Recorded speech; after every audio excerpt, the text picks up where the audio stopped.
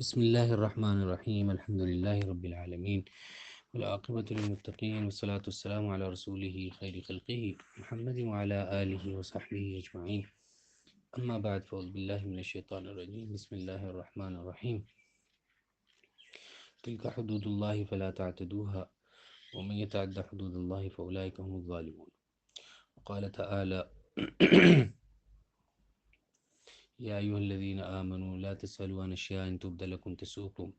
وإن تسألوا عنها حين ينزل القرآن تبد لكم عفى الله عنها والله غفور رحيم.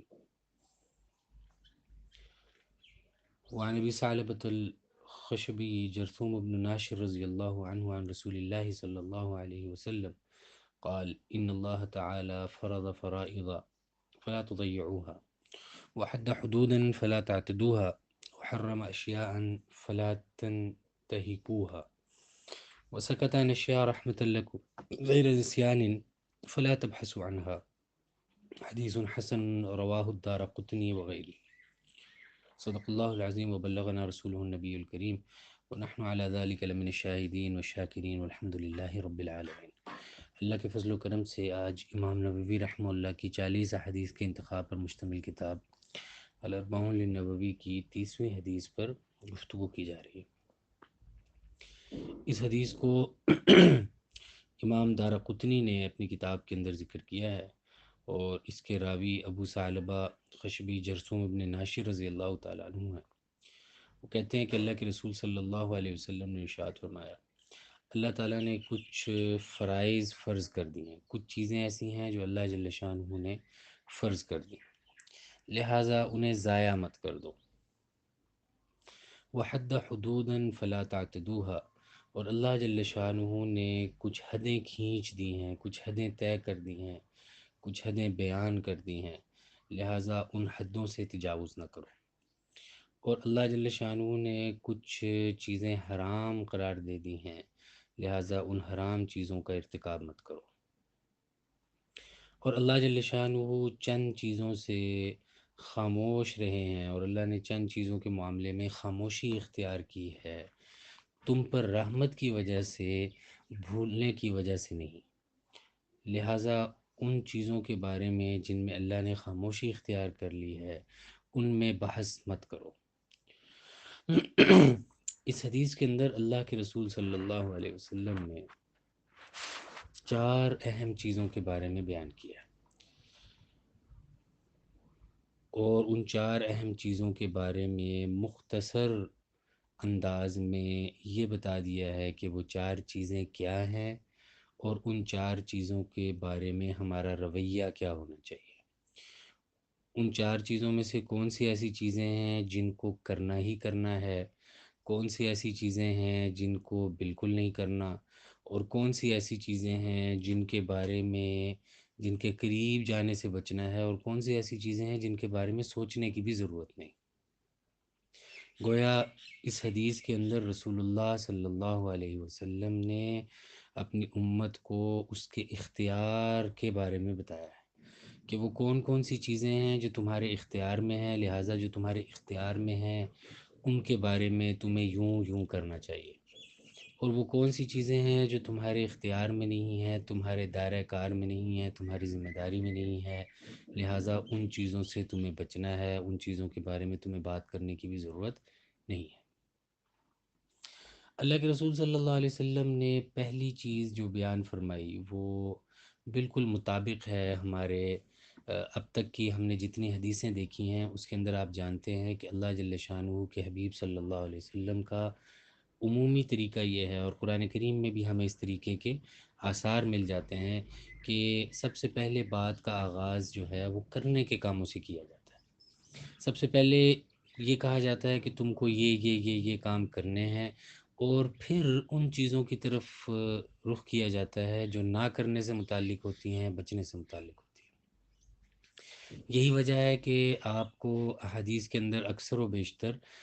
یہی ترتیب ملے گی کہ رسول اللہ صلی اللہ علیہ وسلم جب دین کے احکام بیان فرما رہے ہوتے ہیں تو ان احکام کو بیان کرتے ہوئے آپ صلی اللہ علیہ وسلم پہلے ان چیزوں کو بیان فرماتے ہیں جو کرنے کی ہوتی ہیں، اور پھر ان چیزوں کو بیان فرماتے ہیں جو بچنے کی ہوتی ہیں یا نہ کرنے کی ہوتی ہیں. یہاں پر بھی اسی ترتیب کے مطابق اللہ کے رسول صلی اللہ علیہ وسلم نے پہلی بات یہ فرمائی کہ اللہ جل شانہ نے کچھ چیزیں فرض کر دی ہیں، لہٰذا ان فرائض کو ضائع مت کرو، ان فرائض کو ختم مت کر دیا کرو، ضائع مت کر دیا کرو۔ یہاں پر اللہ کی جل شان اللہ کے رسول صلی اللہ علیہ وسلم نے جو تعبیر اختیار فرمائی ہے وہ ضائع نہ کرنے کی ہے۔ اب اس ضائع نہ کرنے کے اگر ہم خود حدیث کے اندر دیکھیں تو اس کے دو معنی ہو سکتے ہیں، اور اس ضائع نہ کرنے کی جو تعبیر ہے، یہ ضائع نہ کرنے کی تعبیر اگر قرآن کریم کے اندر دیکھیں تو ہمیں قرآن کریم کے اندر بھی ضائع کرنے کی تعبیر عبادات کے ساتھ ملتی ہے۔ تو ایک ضائع کرنے کا معنی تو بہت واضح ہے، نماز کا حکم آیا اور آپ نے اس نماز کے حکم پر عمل نہیں کیا، خدا نخواستہ آپ نے فرض نماز کو اس کے وقت سے میں ادا نہیں کیا، اسے چھوڑ دیا، نظر انداز کر دیا، یہ آپ نے اللہ کا ایک فرض ضائع کر دیا ہے، یعنی آپ نے اس فرض کو چھوڑ دیا ہے۔ ظاہر ہے ضائع کرنے کا مطلب یہ ہوتا ہے کہ اس چیز کو کام میں نہ لایا جائے، وہ اللہ کی عبادت کا جو وقت تھا اس اللہ کی عبادت کے وقت کو آپ کو کام میں نہیں لے کر آیا اور آپ نے اسے ضائع کر دیا۔ ایک ضائع کرنے کا مطلب تو یہ بنتا ہے، اور دوسرا ضائع کرنے کا مطلب یہ بھی بنتا ہے، اور حدیث میں اس معنی کی گنجائش بہت واضح طور پر موجود ہے کہ آپ نے وہ کیا بھی اور کرنے کے باوجود بھی اسے ضائع کر دیا۔ دیکھیے دو طرح کے لوگ ہوتے ہیں، آپ نے کسی شخص سے کہا کہ تم اس چینی کو پانی میں گھول دو،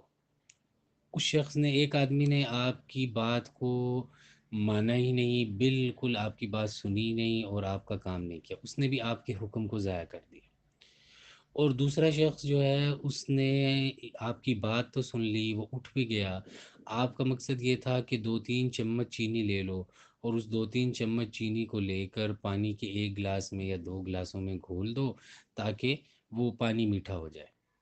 اس شخص نے یہ کیا کہ ایک بالٹی لی اور اس بالٹی کے اندر وہ پوری چینی جو 2 کلو 3 کلو چینی تھی اس کو ڈال دیا، اور بالٹی بھی وہ استعمال کی جو عام طور پر صفائی ستھرائی کے لیے استعمال ہوتی ہے، جو عام طور پر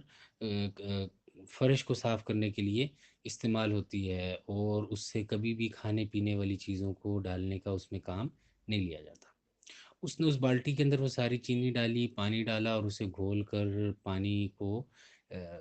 میٹھا کر دیا، لیکن دیکھنے میں اگرچہ اس نے بہت مشقت کی ہے، بہت زیادہ محنت کی ہے، لیکن اس کے باوجود جب دیکھنے والا دیکھے گا تو وہ کہے گا کہ اس نے چینی کو ضائع کر دیا۔ یہی معاملہ اللہ جل شانہ کی فرائض کے اندر بھی ہے کہ اللہ جل شانہ نے صرف فرائض کو ادا کرنے کا حکم نہیں دیا، بلکہ ان فرائض کو ادا کرنے کے ساتھ ساتھ ان کو ضائع کرنے سے بھی بچنے کا حکم دیا، اور باقاعدہ حدیث کے اندر اور قرآن کریم کی آیات کے اندر ہمیں اس کے اشارے ملتے ہیں۔ اللہ نے صرف نماز کا حکم نہیں دیا، اللہ نے اس نماز کے لیے کھڑے ہوتے ہوئے اس نماز میں خشوع اختیار کرنے کا حکم دیا ہے، حافظوا علی الصلوات والصلاة الوسطی وقوموا للہ قانتین۔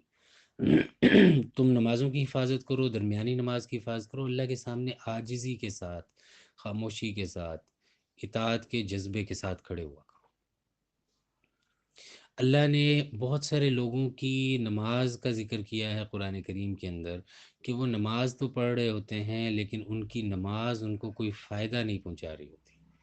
وہ نماز بھی پڑھ رہے ہوتے ہیں لیکن اللہ کے ہاں ان کی نماز ضائع ہو چکی ہوتی ہے، اور اس نماز کی وجہ سے وہ جہنم کے مستحق ہو رہتے ہیں۔ فویل للمصلین الذین هم عن صلاتهم ساہون الذین هم یراؤون ویمنعون الماعون۔ یہاں اللہ جل شانہ نے یہ نہیں کہا کہ ان نماز نہ پڑھنے والوں کے لیے ہلاکت ہے جو اپنی نمازوں میں سستی کرتے ہیں، بلکہ یہاں پر یہ فرمایا فویل للمصلین الذین هم عن صلاتهم ساہون، ان نماز پڑھنے والوں کے لیے ہلاکت ہے جو اپنی نمازوں میں سستی کرتے ہیں۔ تو پتہ چلا کہ پڑھنے کے باوجود بھی، عمل کرنے کے باوجود بھی اس بات کا امکان موجود ہوتا ہے کہ وہ عمل ضائع ہو جائے۔ اس لیے اللہ کے رسول صلی اللہ علیہ وسلم فرما رہے ہیں، یا تو مکمل طور پر اللہ کے فرائض کو ضائع نہ کیا کرو، یعنی ان پر عمل نہ کیا کرو، یا اگر تم عمل کیا کرو تو اس عمل کرنے کے اندر کوشش کیا کرو کہ کم از کم وہ عمل ایسا ہو جو بچ جائے، جو اللہ کے دربار میں پہنچ جائے۔ اللہ جل شاہ نے فرمایا کہ ان المنافقین یخادعون اللہ وهو خادعهم واذا قاموا الى الصلاة قاموا كسالى يراؤون الناس ولا يذكرون اللہ الا قلیلا۔ یہ جو منافق ہیں یہ اللہ کو دھوکہ دیتے ہیں اور اللہ ان کے دھوکے کو انہی پر پلٹا دیتے ہیں، اور جب یہ نماز کے لیے کھڑے ہوتے ہیں تو یہ بہت سستی کے ساتھ کھڑے ہوتے ہیں۔ کسالہ، کسلان آپ جانتے ہیں سست کو کہتے ہیں، کسالہ بہت زیادہ سستی کے ساتھ آتے ہیں۔ اور صرف سستی کا مسئلہ نہیں ہے، مسئلہ دوسروں کو دکھانے کا بھی ہے۔ اگر آ بھی جاتے ہیں تو دوسروں کو دکھانے کے لیے آتے ہیں، دوسروں کو بتانے کے لیے آتے ہیں کہ ہم نماز پڑھنے آئے۔ یراؤون الناس ولا یذکرون اللہ الا قلیلا۔ ایک تو یہ لوگوں کو دکھانے کے لیے نماز پڑھتے ہیں اور پھر اللہ کا ذکر نہیں کرتے مگر بہت تھوڑا سا۔ دکھانے کے لیے کسی کو کرنا پڑ جائے تو جیب سے تسبیح نکال کر تسبیح گھماتے رہتے ہیں، لیکن اپنی خلوت کے لمحات میں، اپنی تنہائی کے لمحات میں خود اس نماز کے اندر جس مقدار میں ذکر کرنا چاہیے اس مقدار کے اندر ذکر نہیں کرتے۔ تو ایک طرح سے یہ نماز تو پڑھ رہے ہیں لیکن اپنی نمازوں کو ضائع کر رہے ہیں۔ اللہ کے رسول صلی اللہ علیہ وسلم نے فرمایا کہ بعض نمازیں بھی ضائع ہوتی ہیں، بعض روزے بھی ضائع ہوتے ہیں۔ نماز کیسے ضائع ہوتی ہے؟ من صلی یرائی فقد اشرک۔ جو آدمی دکھلاوے کے لیے نماز پڑھتا ہے، اللہ کے حبیب صلی اللہ علیہ وسلم نے فرمایا وہ شرک کرتا ہے۔ من صام یرائی فقد اشرکا، جو روزہ تو رکھتا ہے لیکن بتا بتا کر روزہ رکھتا ہے لوگوں کو، رمضان کے روزے تو رکھتا ہی رکھتا ہے، لیکن اس کے علاوہ اگر کبھی روزہ رکھنے کی توفیق ہو جائے تو ایک روزہ رکھتا ہے اور ایک مہینے تک بتاتا پھرتا ہے کہ میں نے فلاں مہینے میں روزہ رکھا تھا، اور اس کے لیے بہانے عجیب و غریب قسم کے تراشتا ہے، عجیب و غریب قسم کی ترکیبیں نکالتا ہے، بڑے طریقے سے کہتا ہے کہ میں رات کو اس دن روزہ رکھنا چاہتا تھا اور رات کو اس دن اٹھا تو میں نے عجیب طرح کی چیز دیکھی۔ میں نے دیکھا کہ رات کو آسمان بڑا روشن تھا۔ تم نے کبھی روشن آسمان دیکھا ہے؟ تم نے نہیں دیکھا ہوگا، میں نے بھی کبھی نہیں دیکھا تھا۔ اتفاق سے اس دن میں روزے کے لیے اٹھا اور میں نے سوچا کہ آج میں نفلی روزہ رکھ لوں، تو میں باہر نکلا تو آسمان پر بہت تارے تھے اور آسمان بڑا روشن تھا۔ اب یہاں پر آسمان کی روشنی بتانا مقصود نہیں تھا، اصل میں اپنے روزے کا بتانا مقصود تھا کہ میں نے فلاں دن روزہ رکھا۔ یا اپنے گھر کے اپنے کسی ہاسٹل کے اندر رہ رہا ہے، کہیں پر رہ رہا ہے، اور اس پر رہتے ہوئے اپنے ہاسٹل کے جو دوست ہیں، اپنے کلاس فیلوز ہیں یا اپنے ہاسٹل فیلوز ہیں، ان کو کہتا ہے بھائی تم احتیاط کیا کرو، تم احتیاط نہیں کرتے۔ ایسا ہوا کہ میں اس دن رات کو اٹھا اور اٹھ کر میں روزہ رکھنے کے لیے جا رہا تھا، یا میں تہجد پڑھنے کے لیے جا رہا تھا، میں اپنے کمرے سے جب باہر نکلا تو میں تمہارے کمرے کے پاس سے گزرا تو تمہارے کمرے کی لائٹ جل رہی تھی۔ لائٹ جلا کر سونا اچھی بات نہیں ہے۔ اب دیکھو نا، رات کے 3 بجے تمہارے کمرے کی لائٹ جل رہی تھی، آدمی کو نیند پوری طرح نہیں آتی۔ یہ رات کو 3 بجے لائٹ جلا کر اس کو اس کا احساس دلانا کہ تمہاری لائٹ جل رہی تھی، یہ لائٹ جلانے کے لیے نہیں تھا، یہ صلی یرائی پر عمل ہو رہا تھا۔ یہ چاہتا تھا کہ بتائے کہ میں نے رات کو تہجد پڑھی ہے۔ یہ اس کو کہنا کہ میں رات کو گزر رہا تھا اور رات کو گزرتے ہوئے میں نے تمہارے کمرے میں سے اونچی اونچی آواز میں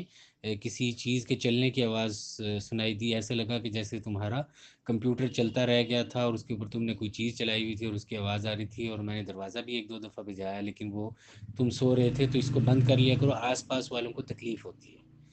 یہ اب آس پاس والوں کی تکلیف کے لیے یہ نہیں بتا رہا تھا، یہ بتانا چاہ رہا تھا کہ میں روزے کے لیے اٹھا تھا، تہجد کے لیے اٹھا تھا، لہٰذا اس کو پتہ چلنا چاہیے کہ میں نے روزہ رکھا ہوا ہے۔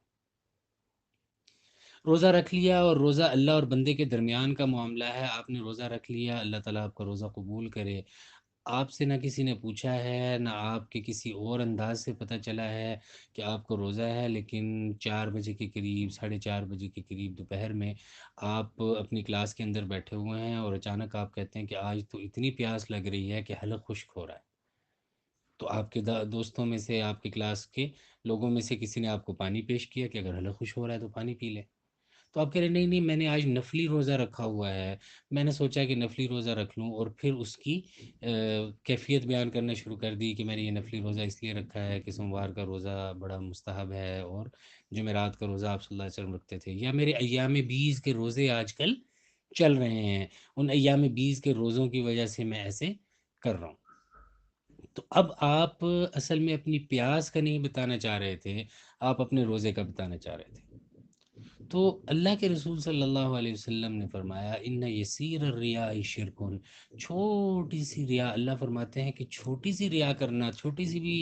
نام و نمود کرنا، کسی کو دکھانا شرک ہے۔ تو یہ جو تم اپنی نمازوں میں، اپنے روزوں میں اور باقی چیزوں کے اندر بتلا بتلا کے لوگوں کو بتاتے ہو، یہ بھی بعض اوقات تمہارے اعمال کو ضائع کر دیتا ہے۔ نماز پڑھی اور نماز کے اندر بہت جلدی نماز پڑھی، نہ رکوع کا پتہ چلا، نہ سجدے کا پتہ چلا، نہ کسی اور رکن کا پتہ چلا، تو اللہ جل شانہ کے یہاں یہ نماز ضائع ہو گئی، اس لیے کہ اس کے آداب اور مستحبات کو پورا نہیں کیا گیا۔ اور ایک چیز جس پر بہت، اور آج کل رمضان کے مہینے میں خاص طور پر جس میں بہت سستی ہوتی ہے، اور ویسے بھی عمومی طور پہ ہم اس میں بہت غیر محتاط ہیں، وہ ہے اپنے روزوں کو ضائع کرنا۔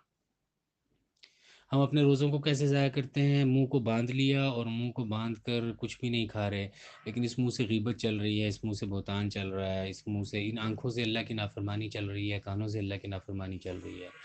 آپ رمضان میں عین روزے کی حالت میں وہ چیزیں دیکھ رہے ہیں جو عام دنوں میں بھی دیکھنا جائز نہیں ہے۔ آپ وہ چیزیں اپنے موبائل پر، اپنے لیپ ٹاپ پر، ٹی وی پر دیکھ رہے ہیں، وہ چیزیں سن رہے ہیں، ان چیزوں کے بارے میں بات کر رہے ہیں جن کے بارے میں بات کرنا، جن کو دیکھنا سننا تو عام دنوں میں بھی جائز نہیں۔ تو آپ نے یقیناً فرض پر عمل تو کر رکھا ہے، لیکن آپ ساتھ ساتھ فرض کو ضائع بھی کر رہے ہیں۔ اور یہی وجہ ہے کہ اللہ کے رسول صلی اللہ علیہ وسلم نے فرمایا کم من صائم لیس له من صیامہ الا الظمأ، کتنے ہی روزے دار ایسے ہیں کہ ان کو ان کے روزے سے سوائے بھوک اور پیاس کے کچھ نہیں ملتا، اس لیے کہ بھوک اور پیاس کے اعتبار سے تو وہ بچ لیے، لیکن اس بھوک اور پیاس، وہ حلال چیزوں سے روکنے کی جو مشق کروائی جا رہی تھی، اس کا مقصد یہ تھا کہ حلال چیزیں کھانا اور پینا چھوڑے گا تو حرام سے تو ضرور بچے گا۔ تو منہ کو کھانے اور پینے سے تو بچا لیا، لیکن منہ کو ان چیزوں سے نہیں بچایا جو روحانی طور پر روزے کو توڑ دیتے ہیں۔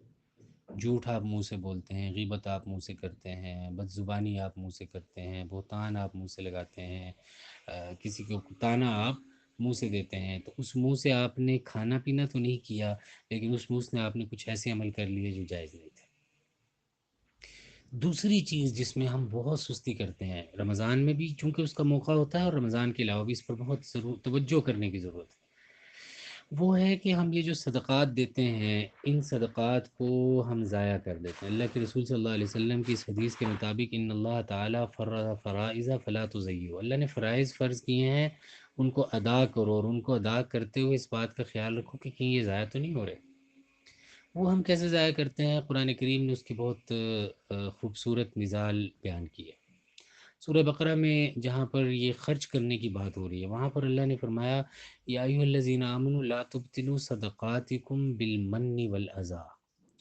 اے ایمان والو اپنے صدقات کو باطل نہ کیا کرو احسان جتلا جتلا کر اور اذیت پہنچا پہنچا کر۔ یہ لا تضیعوها، یہاں لا تضیعو ہے، وہاں پر لا تبتلو ہے، اور یہ لا تبتلو کا لفظ آپ کو، اور اذاعت کا بھی لفظ آپ کو ملتا ہے، آپ کو غالباً سورہ 16ویں پارے کے اندر آپ کو ایک جگہ پر اللہ نے یہ فرمایا ہے کہ فخلف من بعدہم خلف اضاعوا الصلاة واتبعوا الشہوات، ان کے بعد ایسے ناخلف لوگ آئے کہ انہوں نے نمازوں کو ضائع کر دیا۔ تو بطلان اعمال کا بھی ذکر ہوتا ہے، باطل کر دینا، ضائع کر دینا، باطل کر دینا ایک ہی معنی میں ہے۔ اور ایک جگہ پر اللہ فرماتے ہیں ولا تبطلوا اعمالکم، اور یہاں پر اللہ فرماتے ہیں کہ یا ایھا الذین آمنوا لا تبطلوا صدقاتکم بالمن والاذی، یہ جو صدقہ تم دے رہے ہو، تمہیں یہ لگ رہا ہے کہ تم دے رہے ہو اور اللہ تمہیں اجر دیں گے اور اللہ تمہیں اس پر ثواب دیں گے، اور پتہ نہیں کیا کچھ توقعات تم اللہ سے لگا رہے ہو، لیکن عملاً تم اس صدقے کو ضائع کر رہے ہو۔ صدقہ ضائع کیسے ہوتا ہے؟ اسے بہت توجہ سے سمجھنے کی ضرورت ہے۔ صدقہ ضائع ہوتا ہے احسان جتلانے سے، اذیت پہنچانے سے۔ احسان جتلانے کا کیا مطلب ہوتا ہے؟ آپ جس کو دے رہے ہیں آپ جانتے ہیں کہ یہ صدقہ ہے اور آپ اللہ جل شانہ کو دے رہے ہیں، لیکن اس کے باوجود آپ نے وہ صدقہ دیتے ہوئے اس کو رسوا کیا، اس کو ذلیل کیا، لوگوں کے سامنے آپ اسے صدقہ دے رہے ہیں، یا آپ نے اسے صدقہ دیا اور صدقہ دے کر اس نے اپنی ضرورت پوری کر لی، اور اب ساری زندگی آپ اس کو احسان جتلاتے رہتے ہیں، تمہیں یاد نہیں ہے کہ فلاں موقع پر میں نے تمہیں صدقہ دیا تھا؟ آپ لوگوں کے سامنے جا جا کر اس کو صدقہ دے رہے ہیں، اس کی عزت نفس کا خیال نہیں کر رہے۔ اذیت آپ کیسے پہنچاتے ہیں؟ آپ کے مزاج کے اندر یہ آ گیا، آپ چاہتے ہیں، آپ اعلان کرتے پھرتے ہیں، آپ چاہتے ہیں کہ آپ کے صدقے کا زیادہ سے زیادہ لوگوں کو پتہ چلے۔ آپ لوگوں سے ذکر کرتے ہیں کہ ہاں وہ جو فلاں شخص ہے پچھلے دن اس کے حالات بڑے خراب تھے تو میں نے اس کو آٹا دلوا دیا۔ ایک سے آپ نے ذکر کیا، دوسرے سے کیا، تیسرے سے کیا، اور وہ لوگ جا جا کے اس سے ذکر کر رہے ہیں کہ یار وہ کہہ رہا تھا کہ اس نے آپ کو آٹا بھیجا ہے، وہ کہہ رہا تھا کہ اس نے آپ کے گھر میں راشن بھیجا ہے، وہ کہہ رہا تھا کہ اس نے آپ کے گھر میں پیسے بھیجے ہیں،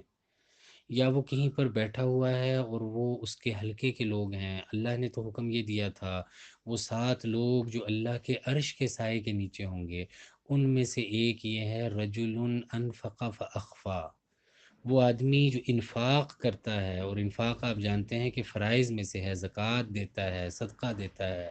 رجل انفق فاخفا حتى لا تعلم شماله ما تنفق يمينه، وہ آدمی جس نے خرچ کیا اور خرچ کرتے ہوئے اتنی پوشیدگی کا اہتمام کیا، اتنا چھپانے کا اہتمام کیا کہ محاورتاً اس کے بائیں ہاتھ کو یہ پتہ نہیں چلا کہ اس کے دائیں ہاتھ نے کیا خرچ کیا۔ تو اس فرض کی ادائیگی کا معیار یہ تھا کہ اس کو یوں ادا کرو کہ تمہیں بھی پتہ نہ چلے کہ تم کس کو کیا دے رہے ہو، لیکن یہ دینے والا دینے کے بعد اس کو ضائع کرتا چلا جا رہا ہے، یہ ذکر کرتا چلا جا رہا ہے، یہ احسان جتلا رہا ہے اس شخص پر جسے یہ دے رہا ہے، اور اسے اذیت پہنچا رہا ہے۔ اذیت کیسے پہنچا رہا ہے؟ بہانے بہانے سے۔ اور وہ اقبال کا بہت مشہور شعر ہے، ابراہیمی صورت پیدا مگر مشکل سے ہوتی ہے، ہوس چھپ چھپ کر دل میں بنا لیتی ہے تصویریں۔ یہ جو ابراہیم علیہ السلام کی نظر ہے یہ بڑی مشکل سے پیدا ہوتی ہے، یہ جو انسان کی ہوس ہے یہ بڑے طریقے سے اسے رسوا کرتی ہے، بڑے طریقے سے اس کے اعمال کو ضائع کرتی ہے۔ آدمی کو پتہ بھی نہیں چل رہا ہوتا کہ آدمی کیا کہہ رہا ہے، اور وہ کہنا جو ہوتا ہے اس کے اندر اس کے دل میں کچھ چھپا ہوا ہوتا ہے جس کی وجہ سے وہ بات کہہ رہا ہوتا ہے اور اس کی بات ضائع ہو رہی ہوتی ہے۔ اسی لیے یہ جو صوفیاء ہیں، یہ جو مشائخ ہوتے ہیں، ان مشائخ کے ہاں ان چیزوں پر بہت زیادہ گرفت ہوتی ہے کہ کسی شخص نے اگر کوئی بات کی ہے، کسی شخص نے کوئی عمل کیا ہے، تو اس عمل کی وجہ کیا تھی، نیت کیا تھی، ارادہ کیا تھا، وہ بار بار نیت کی اور ارادے کی تصحیح کا کہتے ہیں، کیونکہ وہ جانتے ہیں کہ بڑے سے بڑا عمل بھی نیت اور ارادے کی خرابی کی وجہ سے ضائع ہو جاتا ہے، جیسے کہ اللہ کے رسول صلی اللہ علیہ وسلم اس حدیث میں فرما رہے ہیں۔ مجلس کے اندر بیٹھا ہوا ہے اور وہ شخص موجود ہے جس کے ساتھ اس نے چھپ کر رات کے اندھیرے میں احسان کیا تھا، بغیر کسی کو بتائے احسان کیا تھا، اس کے گھر میں کچھ بھجوا دیا تھا، اب اس کا نفس اسے کہتا ہے کہ لوگوں کو پتہ نہیں چل سکا کہ تو نے اتنا بڑا کام کیا، اب لوگوں کو پتہ تو چلے۔ اب یہ وہاں پر کہتا ہے کہ وہ آپ کو رات کو وہ آٹا بھجوایا تھا آپ کے گھر، وہ پہنچ گیا تھا، وہ جو سامان میں نے بھجوایا تھا وہ آپ کے گھر پہنچ گیا تھا، اور بعض اوقات تو اتنے لطیف طریقے سے کہ لوگوں کو یہ پتہ نہ چلے کہ یہ بتانا چاہتا ہے، لیکن اندر جو چور ہے وہ کچھ اور ہے۔ کہتا ہے کہ وہ جو آپ کے گھر سامان بھجوایا تھا وہ عجیب بات ہے، رات کو وہ بندہ مجھے فون کرتا رہا، اسے آپ کا گھر نہیں مل رہا تھا، پھر اسے آپ کا گھر مل گیا تھا۔ یہ اصل میں یہ نہیں پوچھنا چاہ رہا کہ وہ جو بندہ میں نے سامان دے کے بھجوایا تھا اسے آپ کا گھر ملا تھا یا نہیں ملا تھا اور اس نے سامان پہنچا دیا یا نہیں، یہ لوگوں کو یہ بتانا چاہ رہا ہے کہ اس نے آپ کے گھر سامان بھجوایا ہے۔ یہ کہتا ہے کسی سے کہ وہ آپ کی بیٹی خیریت سے ہے، اس کے معاملات ٹھیک چل رہے ہیں، اور وہ کہتا ہے جی بالکل ٹھیک چل رہے ہیں، وہ کہتا ہے اس دن کھانا ٹھیک ہو گیا تھا، کھانے کا معیار مقدار ٹھیک تھی۔ یہ اس کے کھانے کے معیار اور مقدار کے بارے میں نہیں پوچھنا چاہ رہا، یہ حاضرین کو یہ بتانا چاہتا ہے کہ اس نے اس کی بیٹی کے کھانے کا بندوبست کیا تھا۔ وہ آپ کی بیٹی کے لیے وہ جو واشنگ مشین تھی یا وہ جو فریج تھی یا وہ جو مائکرو ویو اوون تھا وہ ٹھیک چل رہا ہے، امید ہے وہ ٹھیک چل رہا ہوگا، کوئی مسئلہ تو نہیں ہوا اس کے اندر۔ اور وہ شخص کہتا ہے نہیں وہ بالکل ٹھیک چل رہا ہے، تو کسی کو یہ خیال آ سکتا ہے کہ اس نے اس کے ساتھ جا کے خرید کے دیا ہوگا، اس نے یہ چیزیں خریدوا دی ہوں گی، کوئی جاننے والا ہوگا جس سے خریدوا دی ہیں، تو اب اس کو یہ احساس ہوتا ہے کہ شاید لوگوں کو اندازہ نہ ہوا ہو کہ یہ میں نے لے کر دی ہیں، تو وہ کہتا ہے اگر کوئی مسئلہ ہوا تو بتا دیجئے گا، وہ رسیدیں میرے پاس پڑی ہوئی ہیں اس کی۔ اب یہ جو رسیدوں کی بات یہ کر کے آیا ہے، ان رسیدوں کی باتوں میں اصل میں یہ اپنا وہ جو نفقہ تھا، انفاق تھا اللہ کے راستے میں، اس کو ضائع کر۔ تو رسول اللہ صلی اللہ علیہ وسلم نے یہ جو بات فرمائی ہے، اس کے اندر آپ صلی اللہ علیہ وسلم نے یہ کہا کہ دیکھو اللہ نے کچھ فرائض مقرر کیے ہیں، ان فرائض کو ضائع نہ کیا کرو۔ ہم یہ سمجھتے ہیں کہ نماز نہ پڑھنا نماز کو ضائع کرنا ہے، روزہ نہ رکھنا روزے کو ضائع کرنا ہے، اللہ کے راستے میں خرچ نہ کرنا اللہ کے راستے میں خرچ کرنے کے، زکوٰۃ کے، صدقے کے حکم کو ضائع کرنا ہے، حج نہ کرنا حج کو ضائع کرنا ہے۔ یقیناً یہ سارے کام نہ کرنا ان کو ضائع کرنا ہے، لیکن اگر کرتے ہوئے بھی ان کے حقوق، ان کے آداب، ان کی باریکیوں کا لحاظ نہ کیا جائے تو تب بھی یہ ضائع ہو جاتا ہے۔ اور یہ جو انسان کا نفس ہے یہ ایسے کھیلتا ہے انسان کے ساتھ، یہ ابلیس ایسے انسان کو دھوکے میں ڈالتا ہے۔ یہی وجہ ہے کہ امام ابن جوزی رحمہ اللہ کی غالباً ایک کتاب ہے اور وہ پڑھنے سے تعلق رکھتی ہے، غالباً اس کا اردو ترجمہ بھی ہو گیا، اس کا نام ہے تلبیس ابلیس، کہ یہ جو ابلیس ہے، یہ جو شیطان ہے، یہ شیطان انسان کو کیسے دھوکے دیتا ہے۔ اور وہ کتاب اگر آپ پڑھیں تو اس میں انہوں نے ہر طرح کے دنیا کے تقریباً تمام بڑے شعبوں کے لوگوں کے دھوکوں کا ذکر کیا۔ علماء کو یہ دھوکہ کیسے دیتا ہے ان کے علم کے ساتھ، نیک لوگوں کو یہ ان کی عبادت میں کیسے دھوکہ دیتا ہے، تاجروں کو کیسے دھوکہ دیتا ہے، طبیبوں کو کیسے دھوکہ دیتا ہے، روزہ رکھنے والوں کو یہ کیسے دھوکہ دیتا ہے، حج کرنے والوں کو یہ کیسے دھوکہ دیتا ہے، اللہ کے راستے میں خرچ کرنے والوں کو یہ کیسے دھوکہ دیتا ہے، اساتذہ کو یہ کیسے دھوکہ دیتا ہے، طالب علموں کو یہ کیسے دھوکہ ہے۔ اس پوری کتاب میں انہوں نے وہ نفس کی باریک باتیں ذکر کی ہیں کہ جن باریک باتوں پر اگر آدمی توجہ نہ کرے تو بعض اوقات اس کا بڑے سے بڑا عمل ضائع ہو رہا ہوتا ہے۔ حاجی صاحب حج کر آئے ہیں اور حج کر کے آ کے یہ ان کا اور اللہ کا معاملہ تھا، کسی کو نہیں پتہ چل سکا کہ یہ حج کر آئے ہیں، کسی کو نہیں پتہ چل سکا کہ انہوں نے حج کر لیا، تو کیا حرج ہے؟ لیکن اب ان کو بتانا ضروری ہے کسی کو کہ میں حج کر آیا ہوں اور میں بہت بڑا تیر مار کر آ گیا ہوں، اور گویا ایک طرح سے تو اللہ نے اپنی بخشش اور مغفرت کا پروانہ مجھے دے دیا ہے۔ اب یہ اضطراب کیسے کم ہوئی، کیسے پتہ چلے لوگوں کو کہ میں حج کر کے آیا ہوں؟ اب مجلس کے اندر بیٹھے ہوئے ہیں اور مجلس کے اندر بیٹھ کے کہتے ہیں کہ میں نے بڑی بڑی گرمیاں دیکھی ہیں لیکن جو عرفات کی گرمی ہے اس جیسی گرمی کا جواب نہیں۔ اب یہ گرمی جو ذکر کرنا چاہ رہے ہیں، یقیناً عرفات میں بھی گرمی ہوتی ہوگی، لیکن یقیناً یہ کسی ایسی جگہ بھی گئے ہوں گے، سبی بھی گئے ہوں گے جہاں پر انہوں نے عرفات سے بھی زیادہ گرمی محسوس کی ہوگی، لیکن بتانا کیا ہے کہ میں عرفات سے ہو آیا ہوں۔ ہم عرفات کے دن کھڑے تھے وہاں پر اور 3 4 گھنٹے وہاں کھڑے رہے اور اتنی گرمی تھی اور اتنا پسینہ تھا اور اتنی دھوپ تھی۔ یہ اب بتانا یہ چاہتے ہیں کہ یہ عرفات سے ہوا ہے، یہ حج کر کر آئے۔ جناب یہ جو کنکریاں مارنے کا معاملہ ہے یہ مشکل ترین معاملات میں سے ہے۔ میں نے کنکریاں ماری اور میں تھک گیا۔ یہ ان لوگوں سے ذکر کر رہے ہیں جن کو یہ پتہ ہی نہیں ہے کہ یہ حج کر کے آئے ہوئے ہیں۔ تو اب یہ جو کنکریوں کا ذکر اچانک آ گیا گفتگو میں، یہ اصل میں یہ بتانے کے لیے ہے کہ میں حج کر کے آیا ہوں اور میں نے بڑا کمال کر لیا۔ تو اللہ کے رسول صلی اللہ علیہ وسلم اور اللہ جل شانہ ان دونوں کی طرف سے جو ہدایات ہیں وہ اعمال کو چھپانے کی ہیں، اعمال کو محفوظ کرنے کی ہیں، اخلاص کی ہیں، اس انداز میں کرنے کی ہیں کہ آدمی کرے اور کسی کو پتہ نہ چلے۔ یہاں سوال یہ پیدا ہوتا ہے کہ آپ نے بہت اخلاص کے ساتھ کام کیا،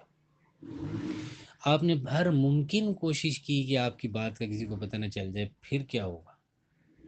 اور ظاہر ہے کہ صحابہ کرام رضی اللہ تعالیٰ عنہم اجمعین کو اس طرح کے مسائل کا سامنا ہوتا ہوگا۔ ایک صحابی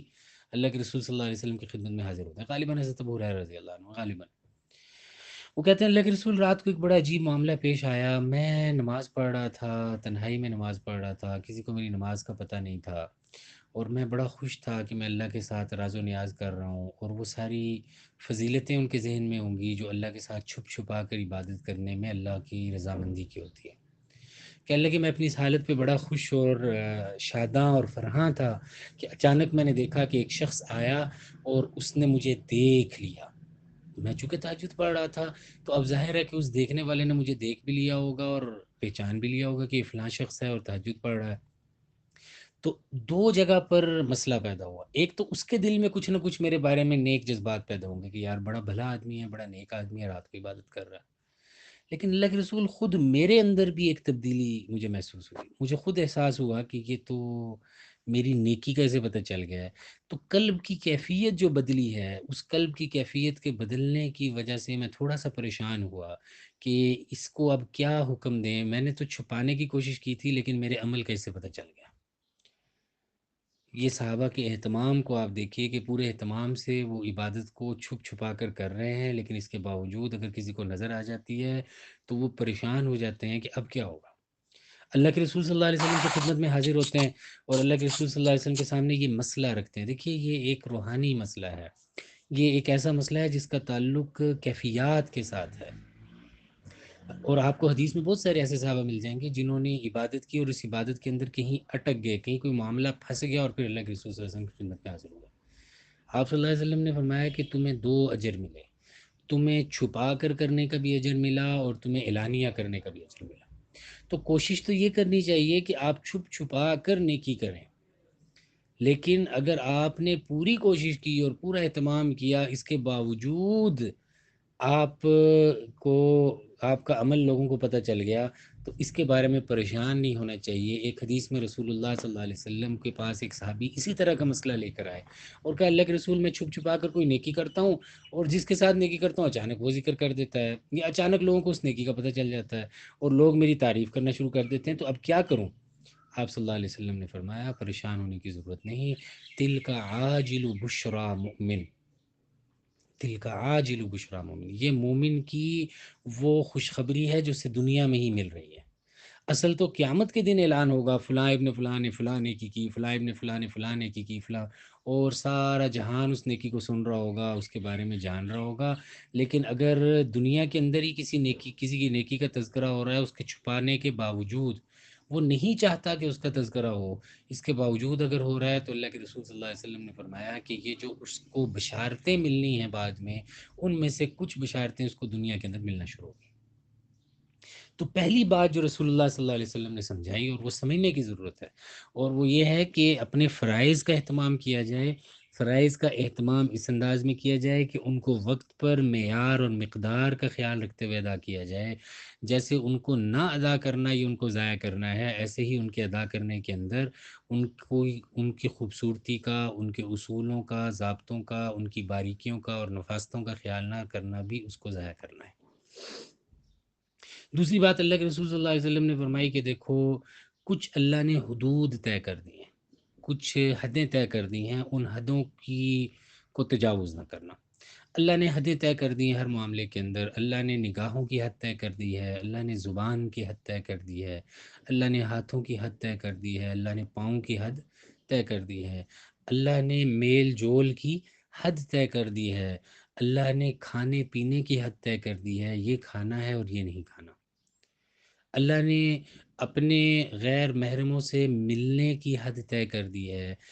اور اس میں بھی تفصیلات تک آپ کو بتا دی ہیں. سورہ نور ان تفصیلات کا خوبصورت مجموعہ ہے. سورہ نور کے اندر کبھی فرصت ہوگی تو انشاءاللہ اس پر بھی تفصیل سے گفتگو کریں گے کہ سورہ نور کے اندر بہت خوبصورتی کے ساتھ بتا دیا کہ کہاں کہاں کیا کیا حد چل رہی ہے. خود گھر کے افراد کے اندر ملنے جلنے کی کیا حد ہے. وہ گھر کے افراد جو ایک دوسرے کے تعلق والے ہیں اور بعض اوقات ان میں خونی رشتہ ہوتا ہے، باپ بیٹی، بیٹا اور والدہ، میاں بیوی اور بچے اور والدین، والدین اور بچے، ساس سسر، ان کے بارے میں بھی حدود طے کر دی کہ گھر کے افراد بھی کچھ وقت ایسے ہیں جن وقتوں میں اگر وہ اپنے گھر کے ہی افراد سے ملنا چاہیں تو بے دھڑک ان کے کمروں میں نہ گھس جایا کریں، بلکہ پہلے اجازت لیا کریں اور پھر گھس جایا کریں. حدود طے کی جا رہی ہیں. اللہ نے جو حدود طے کی ہیں، رسول اللہ صلی اللہ علیہ وسلم نے ان حدود کو بغیر بیان کیے نہیں چھوڑا، بہت وضاحت کے ساتھ بیان کر دی. گھر کے افراد کی کیا حدود ہیں. کچھ لوگ ایسے ہیں جو گھر کے افراد اس معنی میں تو نہیں ہے کہ وہ ہر وقت آپ کے ساتھ رہتے ہیں، لیکن آپ کے ساتھ ان کا نسب کا رشتہ ہے یا سحر کا رشتہ ہے۔ نسب کا رشتہ وہ رشتہ ہوتا ہے جو آدمی کے خون کے ساتھ چل رہا ہوتا ہے، اور سحر کا رشتہ، اور قرآن کریم نے ان دونوں کو ذکر کیا۔ سحر کا رشتہ وہ رشتہ ہوتا ہے جو آدمی کی ازدواجی تعلقات کے نتیجے میں، رشتہ داری کے نتیجے میں طے ہوتا ہے۔ آپ کہیں پر شادی کرتے ہیں اور اس کے نتیجے میں جو تعلق قائم ہوتا ہے سسرالی رشتہ داری کا، وہ سحر ہوتا ہے۔ آپ کے ساتھ آنے والوں کا اس طرح کا گہرا تعلق بھی نہیں ہے جو گھر کے افراد کا ہے، وہ آپ کے امیڈیٹ فیملی ممبرز نہیں ہیں، لیکن وہ اجنبی بھی نہیں ہیں، وہ آپ کے ساتھ نسب کے ساتھ معلق ہیں یا سحر کے ساتھ معلق ہیں۔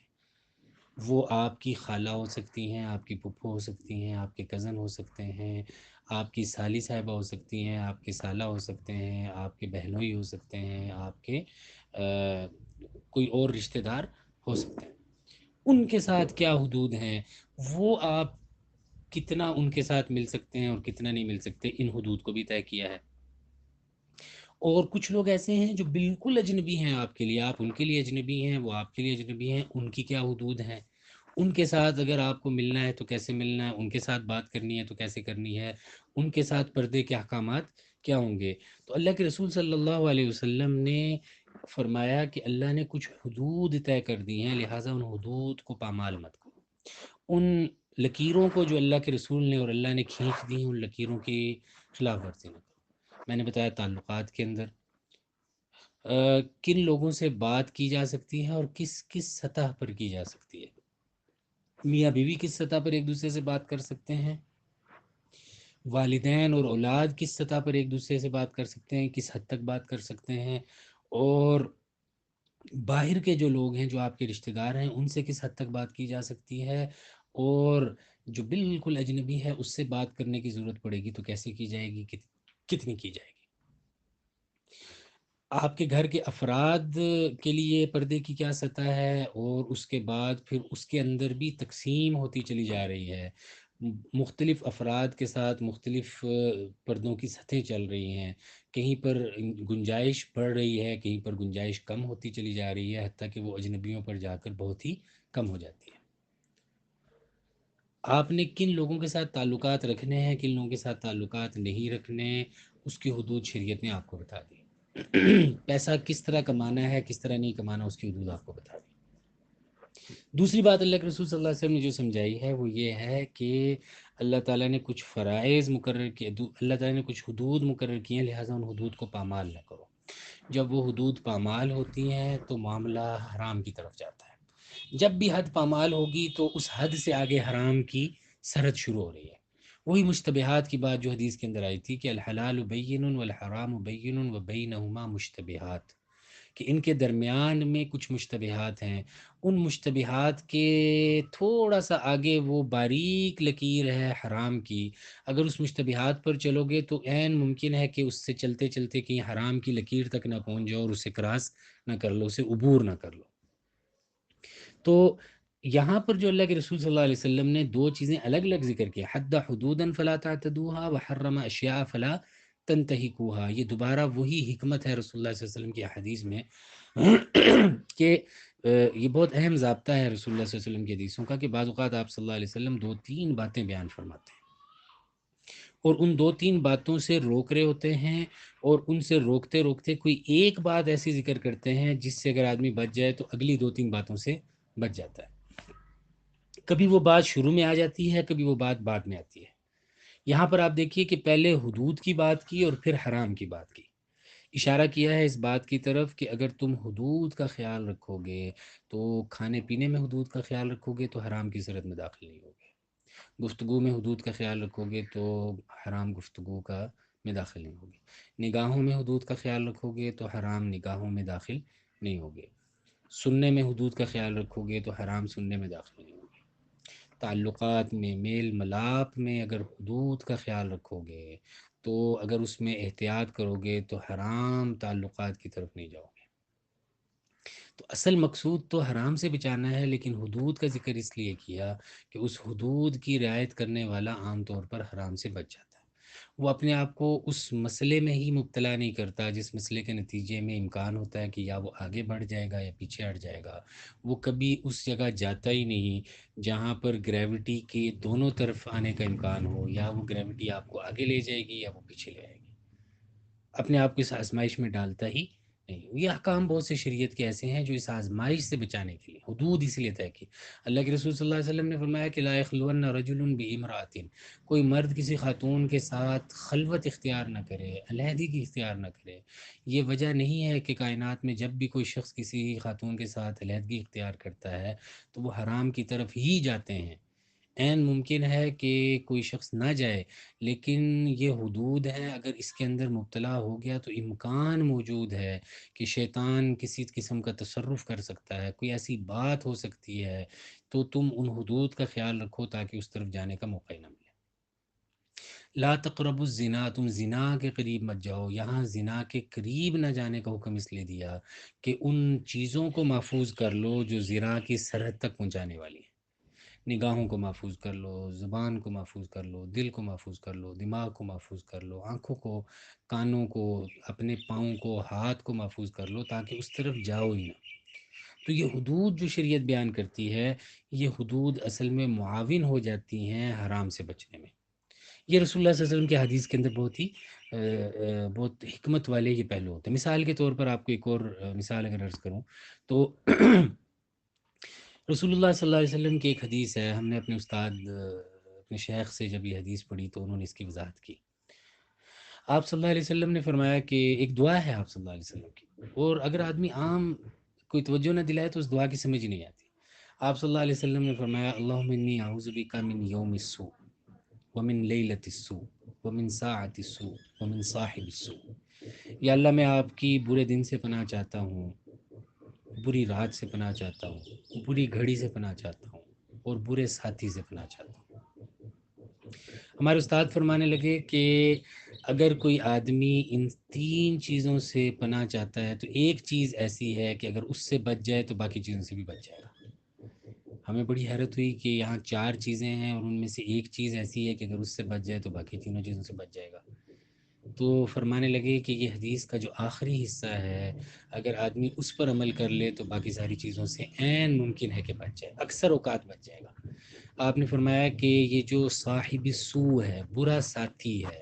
اگر آدمی اس برے ساتھی سے بچ جائے تو اس برے ساتھی سے بچنے کے نتیجے میں بعض اوقات آدمی برے دن سے بچ جاتا ہے، بری رات سے بچ جاتا ہے، بری گھڑی سے بچ جاتا ہے۔ تو یہاں پر اگرچہ چار چیزیں ذکر کی ہیں حدیث میں، لیکن ان چار چیزوں میں سے جو آخری چیز ہے اگر آپ اس سے بچ جائیں تو پہلی تین چیزوں سے بھی آپ بچ جاتے ہیں۔ کہیں پر شروع میں وہ چیز ذکر کی جاتی ہے، جیسے فرمایا سباب المومن فسوق و قتالہ کفر، مسلمان کو گالی دینا فسق ہے اور اس سے لڑائی کرنا کفر ہے۔ تو وہاں فسق کا اور گالی کا ذکر پہلے اس لیے کیا کہ بعض گالیاں کفر تک یعنی قتل تک پہنچا دیتی ہیں۔ کہیں پر کہا المسلم من سلم المسلمون من لسانہ و یدہ، وہاں پر بھی اسی اصول کے تحت پہلے زبان کو ذکر کیا پھر ہاتھ کو ذکر کیا۔ کوئی بھی شخص ایک دم ہاتھا پائی پر نہیں اترتا، کوئی بھی شخص ایک دم ہاتھ سے برائی کرنے پر نہیں اترتا، دنیا کی کوئی برائی ہو، آپ اس سے ظلم کرنا چاہتے ہیں، آپ مار پیٹ چاہتے ہیں، آپ کوئی اور حرام کام کرنا چاہتے ہیں، تو اس کا آغاز منہ سے ہوتا ہے۔ آپ کے کسی کے ساتھ ناجائز تعلقات خدا نخواستہ قائم ہوں گے تو اس کا آغاز بھی ایک دم ہاتھ سے نہیں ہوگا، اس کا آغاز آپ کے منہ سے ہوگا۔ آپ بات کریں گے، بات سنیں گے، دیکھیں گے، اس بات کو اپنے کانوں سے سنیں گے، سوچیں گے، تب بات آگے جائے گی۔ آپ کو کوئی رشوت کی آفر کر رہا ہے تو اس میں جو پیسہ لینے اور دینے کا مرحلہ آئے گا، ہاتھ کا مرحلہ آئے گا، وہ بہت بعد میں آئے گا، پہلے بات زبان سے چلے گی۔ کہیں پر لڑائی ہوگی، آپ 10 بدس لڑائی کریں گے کسی کے ساتھ تو اس میں بھی بات کا آغاز زبان سے ہوگا اور پھر بات آگے بڑھے گی۔ کہیں پر آپ کسی پر ظلم کریں گے تو اس ظلم سے میں آغاز آپ کی زبان سے ہوگا پھر۔ تو شریعت نے کہا کہ مسلمان وہ ہے جس کی زبان اور ہاتھ سے مسلمان محفوظ رہیں، یعنی اگر وہ زبان کو محفوظ کر لے گا تو ہاتھ محفوظ ہو جائیں گے۔ تو یہاں پر بھی اللہ کے رسول صلی اللہ علیہ وسلم نے پہلے فرمایا کہ اللہ نے کچھ حدود طے کی ہیں، ان کو تجاوز نہ کرو، کیونکہ جب ان کو تجاوز کر لیتے ہو تو پھر عین ممکن ہے یوشک ان یقع فی الحرام، جیسا کہ حدیث میں ہے، قریب ہے کہ وہ حرام میں پڑ جائے، اس بکریاں چرانے والے کی طرح جس کی بکریاں اگلے کی زمین کی سرحد کے قریب قریب چر رہی ہوں، تو عین ممکن ہے کہ وہ چرتے چرتے دوسرے کی سرحد میں داخل ہو جائے۔ وحم اللہ محارمہ، اللہ کی جو حدود ہیں، اللہ کی جو چراگاہ ہے، وہ اس کی حرام کرنا چاہیے۔ چوتھی چیز جو آپ صلی اللہ علیہ وسلم نے بیان فرمائی وہ یہ فرمایا کہ اللہ نے حلال واضح کر دیا، فرائض بتا دیے، حدود بتا دی، چیزیں جو حرام تھی وہ بتا دی، کچھ چیزیں ایسی ہیں جن سے اللہ نے خاموشی اختیار کر لی ہے، اور اللہ نے اس وجہ سے خاموشی اختیار نہیں کی کہ معاذ اللہ اللہ جل شانہ بھول گئے ہیں، اللہ کو یاد نہیں رہا کہ یہ بات بھی کرنی ہے، لہٰذا جن چیزوں کے بارے میں اللہ نے خاموشی اختیار کی ہے اس کی وجہ بھولنا نہیں ہے، بلکہ اس کی وجہ تمہارے پر رحمت ہے، اور اس رحمت کی وجہ سے اب ان میں غیر ضروری طور پر مت پڑو۔ اللہ نے جنت بتا دی، جہنم بتا دی، اب اس تفصیل میں جانے کی ضرورت نہیں ہے کہ جنت کہاں ہے اور جہنم کہاں ہے۔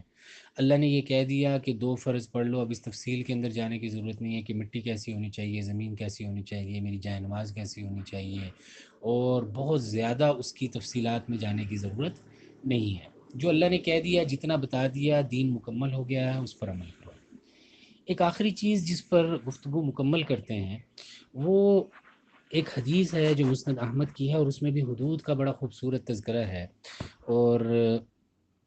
رسول اللہ صلی اللہ علیہ وسلم کی جو احادیث ہیں ان کے اندر دروازوں کا ذکر، ان کے اندر راستے کا ذکر، ان کے اندر سفر کی تشبیہات، اور سفر کے لیے جو طریقے استعمال ہوتے ہیں، جو الفاظ استعمال ہوتے ہیں، جو چیزیں استعمال ہوتی ہیں، ان کا ذکر آتا ہے۔ کسی وقت اس پر مستقل گفتگو کریں گے کہ یہ جو سفر ہے، دنیا کا سفر اور آخرت کا سفر، اس کی رسول اللہ صلی اللہ علیہ وسلم نے کیسے کیسے مثالوں کے ذریعے ہمیں سمجھانے کی کوشش کی ہے کہ تم ایک سفر میں ہو اور سفر کے اندر یوں کیا جاتا ہے اور یوں نہیں کیا جاتا۔ مسند احمد کی ایک حدیث ہے جو مجھے ذاتی طور پر بہت پسند ہے، اس کے اندر اللہ کے رسول صلی اللہ علیہ وسلم نے یہ جو دنیا کے احکام ہیں، فرائض اور حدود اور حلال اور حرام، اس کی بڑی خوبصورت وضاحت کی ہے۔ آپ صلی اللہ علیہ، یہ نواس بن سمعان رضی اللہ تعالیٰ عنہ کی حدیث ہے اور مسند احمد میں آتی ہے۔ آپ صلی اللہ علیہ وسلم نے فرمایا کہ اللہ تعالیٰ نے مثال بیان کی ہے ایک سیدھے راستے کی، ضرب اللہ مثلا صراطا مستقیما، اللہ نے ایک سیدھے راستے کی مثال بیان کی ہے، وعلی جنبتی الصراط سوران، اور اس راستے کے دائیں اور بائیں 2 دیواریں ہیں۔ سور آپ عربی زبان کے اندر سمجھتے ہیں، دیوار کو کہا جاتا ہے، رکاوٹ کو کہا جاتا ہے۔ سورہ کو بھی سورہ اس لیے کہا جاتا ہے کہ وہ ایک صورت دوسرے سے الگ ہے، ایک صورت رکاوٹ ہے دوسرے کے لیے، یا وہ دیوار کی طرح آپس میں جڑے ہوئے ہیں۔ اللہ کے رسول صلی اللہ علیہ وسلم میں راستہ بالکل سیدھا ہے، دائیں بائیں 2 دیواریں ہیں، فیہما ابواب مفتحہ، یہ دائیں بائیں کی دیواروں میں بہت سارے دروازے کھلے ہوئے ہیں۔ کل بھی اگر آپ کو یاد ہو تو آپ نے فرمایا تھا کہ میں تمہیں دروازے بتاتا ہوں، کل کے حدیث کے اندر بھی دروازے آئے تھے، اور قرآن بار بار دروازوں کا، آپ نے بعض گناہوں کے بارے میں فرمایا کہ اگر کوئی آدمی یہ گناہ کر لے تو کبیرہ کے گناہوں کے دروازوں میں سے ایک دروازے پر کھڑا ہو گیا۔ آپ نے بعض لوگوں کی اطاعت کو جنت کا دروازہ قرار دیا، بعض لوگوں کی نافرمانی کو دروازہ قرار دیا، تو یہ جو دروازے کی تعبیر ہے، راستے کی تعبیر ہے، یہ بہت کثرت سے استعمال ہوئی ہے۔ آپ نے فرمایا کہ راستہ ہے، اس کے دائیں بائیں دیواریں ہیں، اور دونوں طرف دیواروں میں بہت سارے دروازے ہیں، لیکن ان دروازوں کے اوپر سطور مرخات، وہ دروازے ایسے نہیں ہیں کہ وہ کھلے ہوئے ہیں اور ان کے آر پار نظر آ رہا ہے، بلکہ آپ نے فرمایا کہ ان دروازوں پر بہت سارے پردے لٹکے ہوئے ہیں، ہر دروازے پر ایک پردہ ہے، آپ اس پردے کو ہٹائیں گے تو اندر نظر آئے گا، ورنہ نظر نہیں آئے گا۔ وعلی باب الصراط داع یقول، اور اس راستے کے دروازے پر، یعنی جس دروازے سے اس راستے میں آپ نے داخل ہونا ہے، اس کے راستے کے دروازے پر ایک فرشتہ کھڑا ہے، ایک آواز دینے والا آواز دے رہا ہے، اور وہ کہتا ہے ایھا الناس ادخلوا الصراط جميعا، اے سارے لوگوں اس راستے کے اندر داخل ہو جاؤ، لیکن خیال رکھنا ولا تتعرجوا، اور اس کے اندر الفاظ مختلف ہیں، تعرجو کا بھی آیا ہے اور تفرجو کا بھی آیا ہے، اور مختلف الفاظ ہیں۔ دیکھو سارے اس راستے سے داخل ہو جاؤ، لیکن یاد رکھنا کہ یہ دائیں بائیں نہ ہونا، تمہیں دائیں بائیں بڑی دیواریں نظر آ رہی ہیں، تمہیں دائیں بائیں بہت سے خوبصورت دروازے نظر آ رہے ہیں، ان دروازوں کے اوپر بڑے خوبصورت منقش چادریں پڑی ہوئی ہیں، بڑے خوبصورت پردے ہیں، تو میں یہ خیال آتا ہے بار بار کہ اس پردے پر جو چادر پڑی ہوئی ہے وہ اتنی خوبصورت ہے، تو اس پردے کو ہٹا کے جب اندر جائیں گے تو پتہ نہیں وہاں خوبصورتی کا کتنا سامان ہوگا۔ اگر دروازے پر پڑا ہوا پردہ اتنا خوبصورت ہے تو گھر کے اندر کے جو پردے ہوں گے وہ پتہ نہیں کتنے خوبصورت ہوں گے۔ گھر کا سامان یا اس کمرے کے اندر جا کر، اس دروازے کے اندر جا کر جو کچھ دیکھنے کو ملے گا وہ کتنا خوبصورت ہوگا۔ لیکن آواز دینے والا یہ کہتا ہے کہ اے لوگو سب داخل ہو جاؤ، لیکن دائیں بائیں نہ ہونا، احتیاط کرنا، ان دروازوں سے داخل ہونے کی ضرورت نہیں، سیدھے رہو، سیدھے چلتے جاؤ۔ وداع يدعو من فوق الصراط، اور ایک آواز دینے والا اس راستے کے اوپر سے آواز دے رہا ہے مسلسل، اور یہ چلنے والے، یہ جانے والے اس راستے پر، یہ اپنے شوق میں، اپنے تجسس میں، اور ظاہر ہے کہ اپنی رغبت میں کشش محسوس کرتے ہیں ان دروازوں کی، اور کشش محسوس کرتے ہیں ان پردوں کی، اور یہ انسانی نفسیات ہے کہ انسان کو اگر کسی چیز سے روکا جائے تو اس کے اندر کشش مزید بڑھتی ہے، اس چیز کی، اس کے اندر طلب بڑھتی ہے، جستجو بڑھتی ہے۔ آپ کسی جگہ بیٹھے ہوں اور آپ کسی کو کہہ دیں کہ اس کتاب کو کھول کر اس کا صفحہ نمبر 21 مت دیکھنا، تو اب اس کو اضطراب رہے گا کہ اس کتاب کے صفحہ نمبر 21 کے اندر کیا ہے، اور ہو سکتا ہے ویسے اگر آپ نے وہ کتاب اس کے سامنے رکھی ہو تو وہ 100 سال تک بھی اس کتاب کو کھول کر نہ دیکھے، وہ 10 دفعہ بھی اس کتاب کے پاس سے گزرے گا تو اسے کھول کر نہیں دیکھے گا، لیکن ہر دفعہ اس کہنے کے بعد کہ کبھی اس کا صفحہ نمبر 21 مت دیکھنا، وہ بار بار اس کتاب سے جب گزرے گا تو اس کو تھوڑی سی محنت کر کے گزرنا پڑے گا، اور وہ اپنے آپ کو بڑی مشکل سے روکے گا اس کا صفحہ نمبر 21 دیکھنے سے۔ تو اللہ کے رسول صلی اللہ علیہ وسلم نے فرمایا کہ جب یہ آواز لگ جاتی ہے کہ دیکھو تم نے سیدھا چلنا ہے، دائیں بائیں نہیں جانا، تو کچھ لوگ ایسے ہیں جو ان دروازوں کو کھولنا چاہتے ہیں۔ فَإِذَا أَرَادَ يَفْتَحُ شَيْئًا مِّن تِلْكَ الْأَبْوَابِ، ان دروازوں میں سے کسی دروازے کو کھولنا چاہتے ہیں تو آواز دینے والا آواز دیتا ہے، وہ جو اوپر سے آواز دے رہا ہوتا ہے، وَيْحَكَ لَا تَفْتَحُ فَإِنَّكَ إِن تَفْتَحُ تَلِجْهُ، تیرا اللہ بھلا کرے۔ وہی حق ویسے تو ناس کے معنی میں ہے، تیرا ناس ہو جائے، لیکن یہ محبت کے اندر ہے کہ تیرا بھلا ہو جائے، تو اس دروازے کو نہ کھولنا، اس لیے کہ اگر تو اس دروازے کو کھول دے گا تو پھر دروازے سے داخل ہو جائے گا۔ یہ حدود کی وضاحت کی ہے رسول اللہ صلی اللہ علیہ وسلم نے، بہت خوبصورت وضاحت، کہ یہ جب تک آپ دروازے سے ادھر ہیں، دہلیز سے اس طرف ہیں، تب تک کوئی مسئلہ تو نہیں ہے، لیکن آپ نہیں جانتے کہ اس دروازے سے پیچھے کیا ہے، اور اس دروازے کے بعد کتنی دل لبھانے والی چیزیں ہیں، کتنا ضبط کو ختم کرنے والی چیزیں ہیں۔ جب تک آپ کے اور ان چیزوں کے درمیان یہ دروازہ حائل ہے، تب تک اس بات کا امکان موجود ہے کہ آپ کی توجہ منتشر نہیں ہوگی،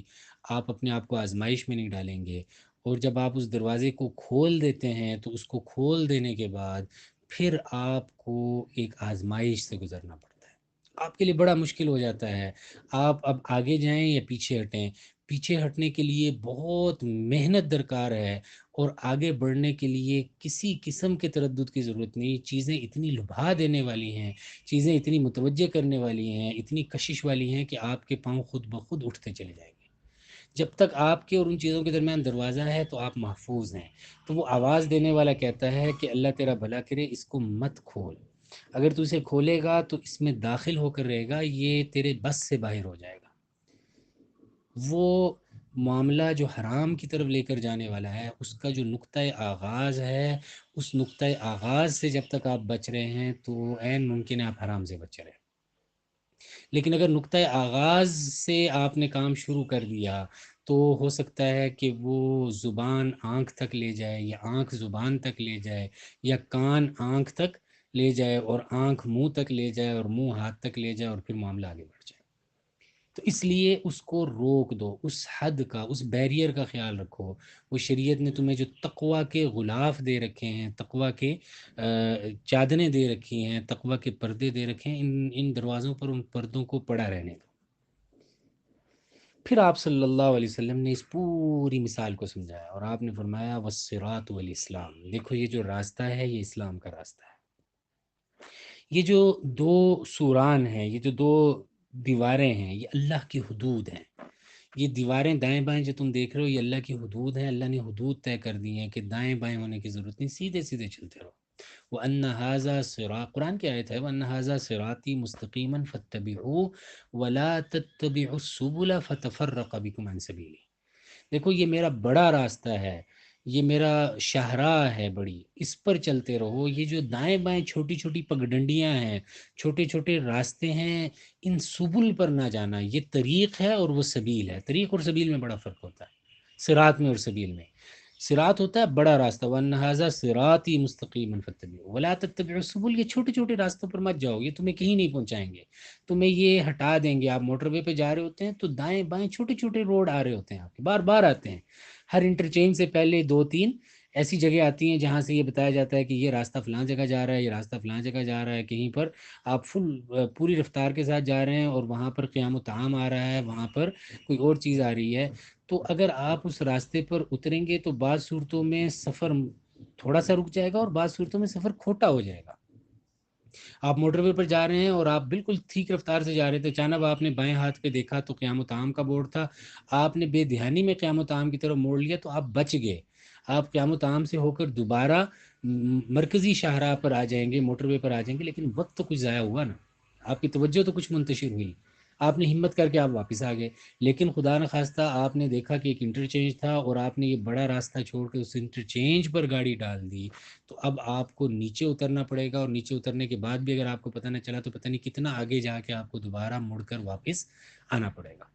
تو پتہ چلا کہ یہ جو بڑا راستہ ہے یہ اسلام ہے، اس کے دائیں بائیں جو دیواریں ہیں یہ اللہ کی حدود ہیں، ان سے اگر آپ بچیں گے تو آپ کا سفر کھوٹا ہونے سے بچ جائے گا۔